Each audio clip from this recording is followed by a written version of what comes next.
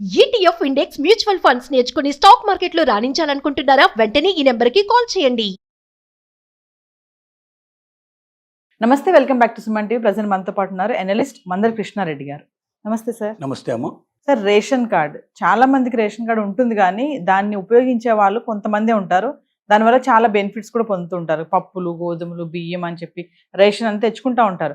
అయితే ఇప్పుడు కేంద్ర ప్రభుత్వం రేషన్ కార్డు ఉన్న కుటుంబాలకి కొన్ని మార్పులు తీసుకొచ్చిందంట. ఏంటి సార్ ఆ మార్పులు ఏంటి ఒక్కసారి? రేషన్ కార్డు అనేది మిస్యూజ్ అవుతున్నమాట వాస్తవం. కారణం ఏమిటంటే సెంట్రల్ గవర్నమెంట్ ఈ రేషన్ కార్డులు ముఖ్యంగా దాంట్లో ఉండేటువంటి ఐటమ్స్ అన్ని ఇచ్చేటువంటి వాటిలో ఎక్కువగా సెంట్రల్ గవర్నమెంట్ పాత్ర ఉంది. అంటే బియ్యం, చక్కెర, గోధుమలు లాంటివి సెంట్రల్ గవర్నమెంట్ స్పాన్సర్ చేస్తుంది. కొన్ని స్టేట్ గవర్నమెంట్స్ దీంతో పాటుగా చింతపండు ఇంకా మిగతా కొన్ని ఐటమ్స్ కూడా దీంట్లో చేర్చి ఇచ్చేటువంటి ప్రయత్నం చేస్తూ ఉన్నాయి. కానీ మేజర్గా బియ్యం అనేది దీంట్లో ముఖ్యమైనటువంటి భాగం. ఎవరి దగ్గర రేషన్ కార్డు ఉంటుందో వాళ్ళకి ఒక వ్యక్తికి 6 కిలోల చొప్పున ప్రతి నెల బియ్యం ఇవ్వడం అనేది ఒక పద్ధతి ప్రకారం పెట్టుకుంటూ వస్తుంది. ఇంట్లో 4 మెంబర్స్ ఉంటే 24 కిలోలు వస్తుంది వాళ్ళకి.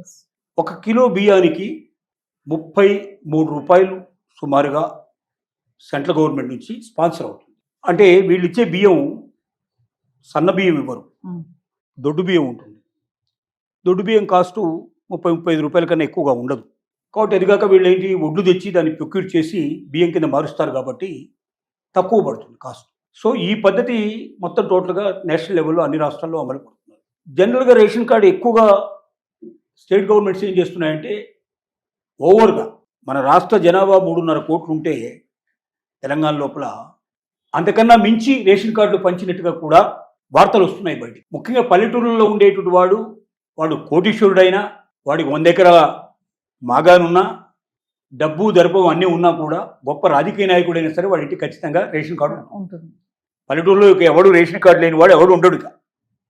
సిటీస్లో మాత్రం ఏంటంటే ఎక్కువగా మీకు ఈ స్లమ్ ఏరియాస్ లోపల బాగా ఎక్కువగా రేషన్ కార్డ్స్ ఉంటాయి.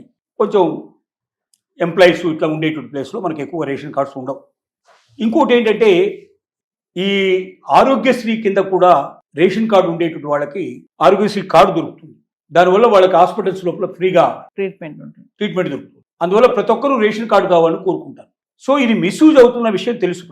దీంతో పాటుగా ఇంకోటి ఏం జరుగుతుందంటే రేషన్ కార్డులో వచ్చే బియ్యం చాలా మంది దొడ్డు బియ్యం తీసుకోవడానికి సిద్ధంగా లేరు. ఇప్పుడంటే తెలంగాణ లోపల సన్న బియ్యం ఇస్తున్నారు, మిగతా రాష్ట్రాల లోపల ఇప్పటికీ దొడ్డు బియ్యం ఇస్తున్నారు. ఈ దొడ్డు బియ్యం తీసుకోవడానికి సిద్ధంగా లేకపోవడం వల్ల చాలా మంది బియ్యం కొనుక్కోవడం లేదు. బియ్యం తీసుకోకపోవడం వల్ల ఏమవుతుందంటే ఆ బియ్యాన్ని వీళ్ళు తీసుకున్నట్టుగానే వాళ్ళు రకరకాలుగా దొంగ ఆహారాలు చేసి దాన్ని అంతా కూడా తరలించి వాటిని ఒకసారి మిల్లు లోపల సన్నగా మారుస్తారు. సన్న బియ్యం కింద వచ్చేట్టుగా చేసి విదేశాలకు ఎక్స్పోర్ట్ చేస్తున్నారు. అట్లా వేల కోట్ల రూపాయల బియ్యం ఇతర దేశాలకి ఎగుమతి అవుతున్నాయి. అదే ప్రభుత్వం డైరెక్ట్ చేస్తే ఆ డబ్బులన్నీ ప్రభుత్వాన్ని మిగిలిపోయే అవకాశాలు ఉంటాయి.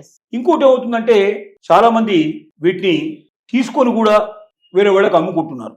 ఇవి కూడా జరుగుతూ ఉన్నాయి. సో వీటన్నిటికీ చెక్ పట్టే విధంగా రేషన్ కార్డు ఉన్న వాళ్ళకి సరుకులు ఇవ్వకుండా వాటి బదులుగా ఎంతైతే అమౌంట్ సెంట్రల్ గవర్నమెంట్ ఇస్తుందో ఆ డబ్బులు నేరుగా బ్యాంకులో వేసేస్తే ఈ సమస్యలు తగ్గుతాయని చెప్పి ప్రభుత్వం ఆశిస్తుంది.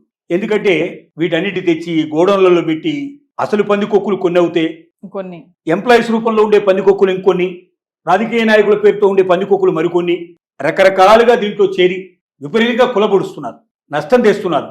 ఇటు స్టేట్ గవర్నమెంట్ కొన్ని నష్టపోతున్నాయి, ఇటు సెంట్రల్ గవర్నమెంట్ నష్టపోతుంది. కాబట్టి వీటన్నిటికీ చెక్ పెట్టే విధంగా చేద్దామనే ఉద్దేశంతో పాండిచ్చేరి, మహారాష్ట్రలోని కొన్ని ప్రాంతాలు, తర్వాత ఇంకా కొన్ని కేంద్రపాలిత ప్రాంతాలు తీసుకొని చండీగఢ్, మహారాష్ట్ర, చండీగఢ్, దాద్రా నగర్ హవేలీ ఇట్లాంటి చోట్ల 4-5 చోట్ల దీన్ని అమలు పరచడానికి ప్రయత్నం చేస్తుంది.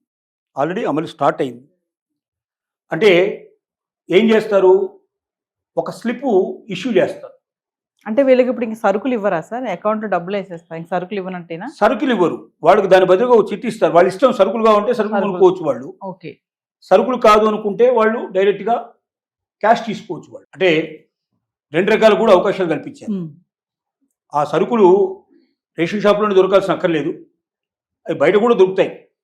వేరే షాప్లకు ఆథరైజేషన్ ఇస్తున్నారు. ఆ రేట్లలో వాళ్ళకి ఇచ్చేయండి అని చెప్పి వాళ్ళతో మాట్లాడుకొని అగ్రిమెంట్ చేసుకుంటున్నారు. రేషన్లో ఇచ్చే రేట్కే ఇచ్చేయమని చెప్పి మాట్లాడుకుంటున్నారు. ఆ సరుకు ఎవడైనా అక్కడ ఆ రేట్కే ఇస్తాడు. అంతగాని ఇంకా 2 రూపాయలు, 10 రూపాయలకు, 5 రూపాయలకు తక్కువ దొరుకుతుంది, కానీ పెద్దగా ఎంతగానే ఎక్కువ దొరకదు మార్కెట్లో కూడా. అందువల్ల వాళ్ళకి ఆ నమ్మకం, బయట ఎక్కడైనా దొరికే వాళ్ళతోటి సంబంధాలు పెట్టుకుని ఆ స్లిప్ తీసుకుపోయి వాళ్ళకి ఇచ్చేస్తే ఆ స్లిప్ తీసుకెళ్లి వాళ్ళు ఏం చేస్తారు, బ్యాంకులో వేసుకొని డబ్బులు సంపాదించుకుంటారు, వీళ్ళకి సరుకులు ఇచ్చేస్తారు. లేదా మీకు డబ్బులే కావాలంటే దీంట్లో క్యాష్ డైరెక్ట్ మీ అకౌంట్లో వేసేసుకుంటే ఆ స్లిప్ తీసుకెళ్లి అకౌంట్లో వేసుకుంటే మీకు డబ్బులు వస్తాయి. మీకు ఎలా కావాలో మీరు అలా చేసుకోండి అని చెప్తోంది గవర్నమెంట్. దీనివల్ల ఏమిటి అంటే సెంట్రల్ గవర్నమెంట్ ఇస్తున్నటువంటి విషయం స్పష్టంగా వాళ్ళకి అర్థమవుతుంది. ఒకటి, దీంట్లో సెంట్రల్ గవర్నమెంట్ ఆశిస్తుంది ఏమిటంటే, రెండోది ఏంటి, దీంట్లో చాలా చోట్ల దొంగతనం జరగడాలు, దోపిడీలు జరగడాలు, ఈ మాయం అవడాలు, ఇట్లాంటివన్నీ కూడా లక్షల కోట్ల రూపాయలు దీంట్లో నష్టానికి ఒడిగట్టే ప్రయత్నం జరుగుతుంది. వీటన్నిటికీ పులి స్టాప్ పెట్టే విధంగా ఈ నిర్ణయం తీసుకోబోతుంది. సో ఈ 4 చోట్ల ఇప్పుడు వాళ్ళు అమలు చేస్తున్నటువంటి రాష్ట్రాల లోపల సక్సెస్ఫుల్గా కంప్లీట్ అయిపోతే, సో ప్రాజెక్టు, దీన్ని పైలట్ ప్రాజెక్ట్ అంటారు, పైలట్ ప్రాజెక్ట్ కింద తీసుకొని దీన్ని స్టార్ట్ చేశారు. ఇది సక్సెస్ అయినట్లయితే మిగతా మొత్తం దేశం అంతా కూడా దీన్ని అమలు పరచాలనే ఆలోచనలో ఉన్నారు. బహుశా నెక్స్ట్ ఇయర్ కల్లా మొత్తం దేశంలో అమలుపరిచినా ఆశ్చర్యపడాల్సిన అవసరం లేదు. ఇది అమలుపరిచినట్టయితే చాలా మార్పులు వస్తాయి. అంటే రాష్ట్ర ప్రభుత్వాలు, కేంద్ర ప్రభుత్వాల్లో కూడా దీన్ని ఆసరాగా చేసుకొని కోట్లు గడుస్తున్న వాళ్ళు చాలామంది ఉన్నారు, కోట్లే. సో ఈ దోపిడీకి పులి స్టాప్ పడే అవకాశం ఉంది.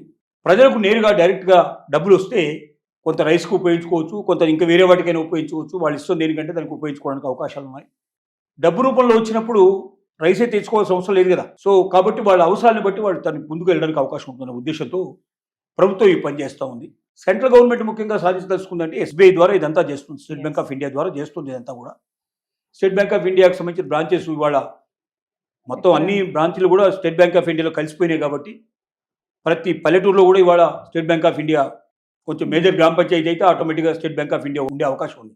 ఇక్కడ స్టేట్ బ్యాంక్ ఆఫ్ హైదరాబాద్ కూడా స్టేట్ బ్యాంక్ ఆఫ్ ఇండియా కింద మారిపోయినాయి. అలాగే స్టేట్ బ్యాంకులు అన్ని రాష్ట్రాల్లో ఉండేటువంటి స్టేట్ బ్యాంకులు కూడా ఇప్పుడు స్టేట్ బ్యాంక్ ఆఫ్ ఇండియా కింద మారిపోయినాయి. కాబట్టి state bank of India branches అన్ని చోట్ల ఉంటాయి కాబట్టి ఈజీగా అవకాశం దొరుకుతుంది. ఇది సక్సెస్ఫుల్గా రన్ అవుతుందని నమ్మకం వాళ్ళకి ఏర్పడింది. దీని అనవసరంగా ప్రతి నెల కొన్ని వేల కోట్ల రూపాయలని రాష్ట్రాలకు ఇచ్చి, రాష్ట్రాల నుంచి అకౌంట్స్ తీసుకొని ఆ అకౌంట్స్ సక్రమంగా రాక పెండింగ్లో పడి కోట్ల రూపాయలు సమస్యల్లో పడుతున్నాయి. కాబట్టి ఈ సమస్యలకు పులి స్టాప్ పెట్టడానికి ప్రభుత్వం తీసుకున్న నిర్ణయం ఇది. Thank you.